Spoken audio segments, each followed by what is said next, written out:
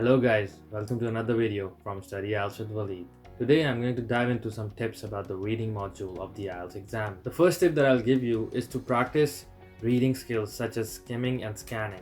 So what do these two mean? Skimming basically means to look at a passage or a paragraph from a bird's eye view, and scanning is to swoop down and get information that you need from the paragraph. So first things first, you open up your exam, there's a huge passage with 5 paragraphs in it. What do? Well, what you don't do is read it intensively. What I do, or what I tell my students to do, is something that I call casual reading. Casual reading is to read the paragraph quickly to get an idea of what it's talking about. The questions in a reading exam only use like 40 to 50% of the passage itself.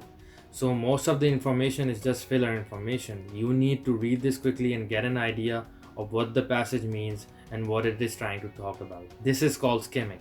The second skill is scanning. So for example, the question is asking you about a quantity, an year, or something monetary. So you go back into the passage only looking for numbers or currency. So once you're comfortable with these two skills, what you do is follow a 3-step process. The first thing that you do is skim the paragraph. The second thing that you do is read the questions. And the third thing you do is scan for answers. So this is something that I advise all my students, is to read the questions first. That gives you an idea of what it is asking you, right? You don't need to spend so much time of reading the whole passage very intensively. All you need to do is skim the paragraph, try to get an idea what it's talking about, go to the questions, try to understand what the question is asking you, and then go back and scan for answers. The second tip that I would give you is be mindful of the time limit. There's 1 hour to complete the exam with 40 questions.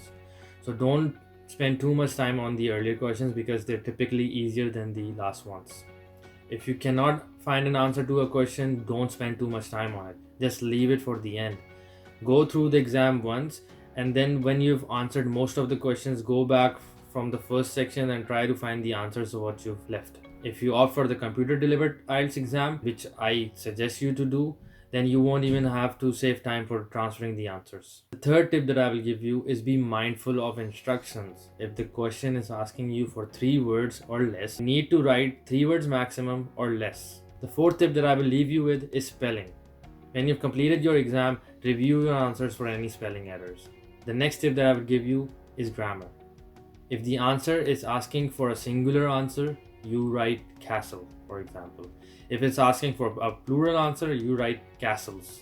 Try to read the question and understand what it wants from you. And one bonus advice that I would leave you with, most of the people who are giving this exam have difficulty in the not given and true to false questions. How to understand which answer is true, false, or not given. So for true, you need to understand that the statement is telling you the truth, something that's given in the passage. False is something where the statement or the question is outright lying to you or it's trying to deceive you. And not given is something you need to understand it from the perspective of the false answer. In a false answer, the question is giving you information and then it's lying to you. So it gives you information and that information is also provided in the passage, but then it is giving you the wrong information.